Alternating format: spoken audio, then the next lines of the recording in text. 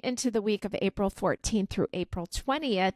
And yes, all the personal planets are direct. I think actually all the planets are direct.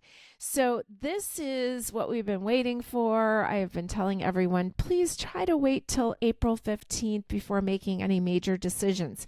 Now remember, we're still in those shadow periods. We're going to be in the shadow period of the Venus retrograde until May 16th, and we'll be in the shadow period of the Mercury retrograde until April 25th.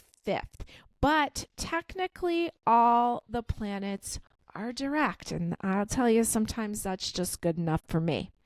Now, we start off the week with the moon in the power sign of Scorpio on Monday the 14th.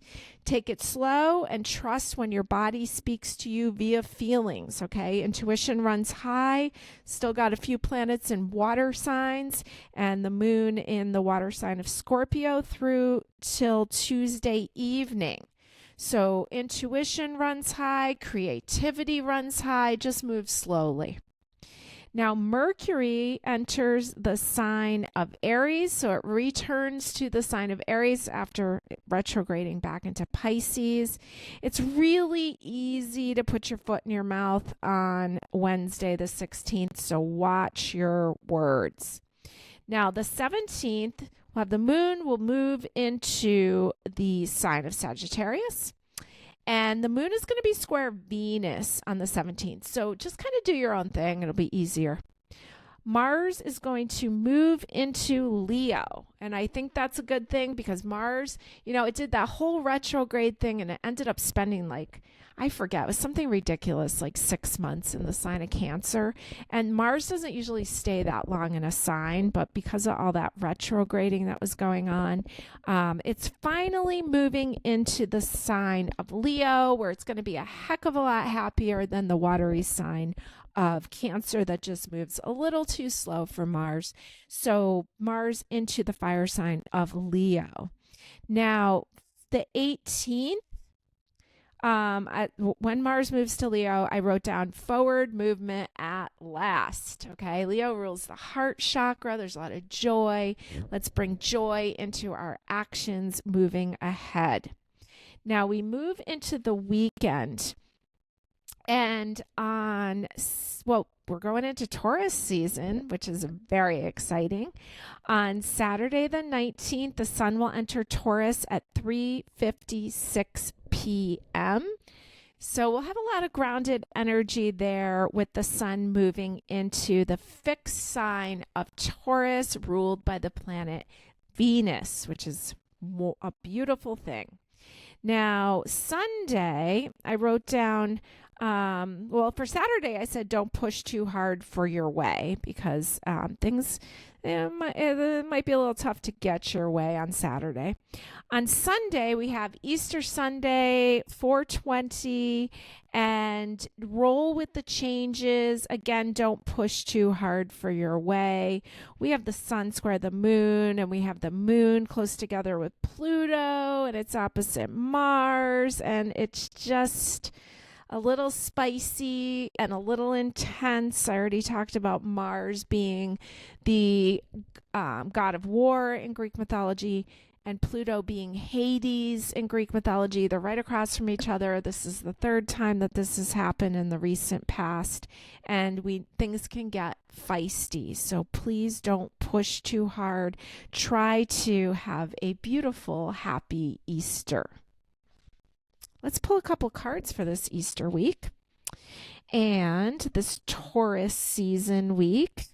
Let's see what you need to know here. I haven't looked at any of these cards yet. I've got a couple great decks I'm working with here.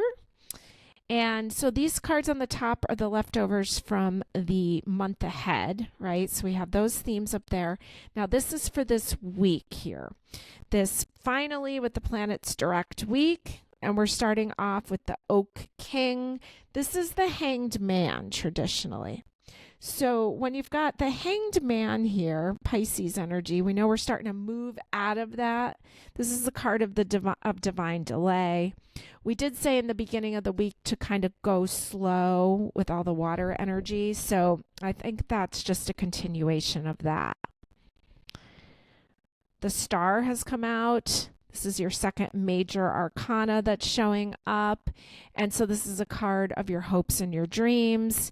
Some things being removed, getting some things out of your way. I love they look like morning glories in the background. Okay, 2 major arcana. So we've got some life lessons here to be learned this week. We have the Knight of Wands here. Knight of Wands is the bad boy of the tarot deck. This one's an ostrich, and we know the ostrich has to be really careful about protecting his neck. And so we've got some spicy fire energy there, especially as Mars moves into Leo towards the end of the week. Let's see what your oracle card is. It's morality. All right. This is an interesting looking card. Can't quite make out what the pictures are. It looks a little abstract. But we have the morality card. Let's pull one more. And it is ordinariness. Okay. Looks peaceful. Ordinariness and morality. So you may have some moral questions this week. Knight of Wands can be somebody spicy showing up. Okay. And so take it slow this week, starting off the week with 2 major arcanas, 2 major life lessons cards.